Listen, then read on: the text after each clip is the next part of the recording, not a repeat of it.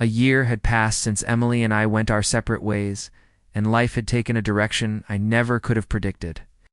I had moved into a modest downtown condo, leaving behind a house that once echoed with the life we had shared.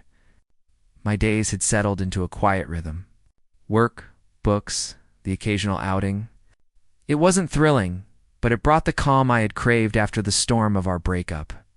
Since the final court hearing, Emily and I had maintained an unspoken pact of silence. Neither of us reached out. The wounds were still too raw, and I told myself the distance was safer.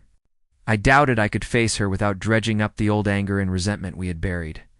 Then, one cold November evening, as I was preparing for a quiet night in, there was a knock at my door. I wasn't expecting anyone.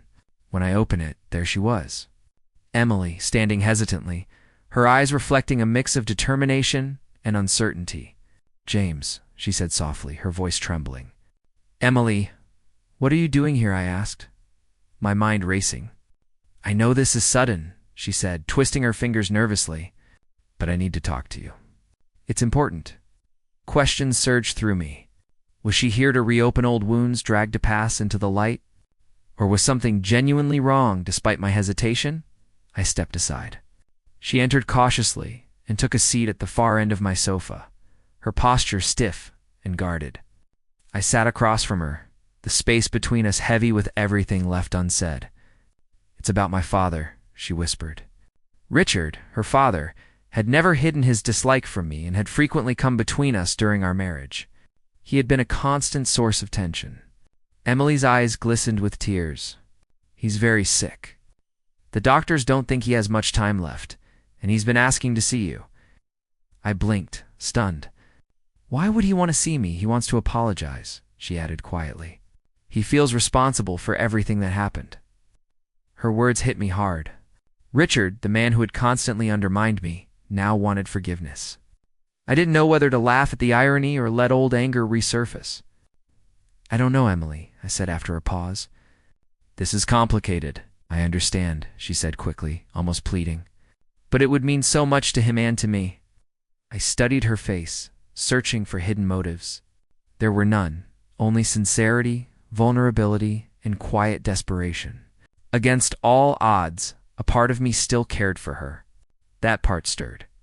Slowly, I nodded. "All right, I'll go." 2 days later, I stood outside Richard's hospital room, bracing myself. My pulse thudded in my ears. Emily was beside me, calm and unreadable. At her small gesture, I pushed the door open. Inside, Richard sat slumped in a chair, frail and diminished. The once imposing figure had been reduced to a shadow of himself. Yet when he saw me, a weak smile lit his face, and his eyes glimmered with emotion. "James," he said, his voice unsteady. "Thank you for coming." I nodded, unsure what to say, torn between resentment and pity. "I've been thinking about the past," he continued, his gaze fixed on me, "and I see now how much damage I caused between you and Emily. I thought I was protecting her, but all I did was hurt you both." His words landed heavily, stirring a pain I hadn't felt in years. Yet there was a strange comfort in hearing him acknowledge his role in our suffering. I swallowed hard, my throat tight. "I appreciate you saying that," I finally replied. "But it wasn't only you. Emily and I made our own mistakes too." Faint smile flickered across his lips. "Perhaps, but I still hope you can forgive an old man for what he did." I felt the weight of years pressing down, then eased slightly as I said, "I forgive you. And I mean it." That conversation marked the turning point. For the first time in years, there was room for peace. Emily and I didn't slip back into old patterns, nor did we rekindle our romance. But as we spent the following weeks supporting her father through his final days, something unexpected emerged: mutual respect and quiet companionship. When Richard passed, Emily and I stood side by side at his funeral, not as husband and wife, but as two people who had endured and emerged, changed. In the days that followed, we spoke not of failures, but of memories, lessons, and the distance we had traveled. We didn't reunite romantically. That chapter was closed. Yet, for the first time in years, I could look at her without anger or pain, only acceptance. Months later, an envelope arrived from Richard's lawyer. Inside was a modest inheritance and a handwritten note. "James, thank you for forgiving me. Use this to start something new. You deserve it." Reading the words, I felt a release I hadn't realized I needed. Richard's final act wasn't about money. It was about peace.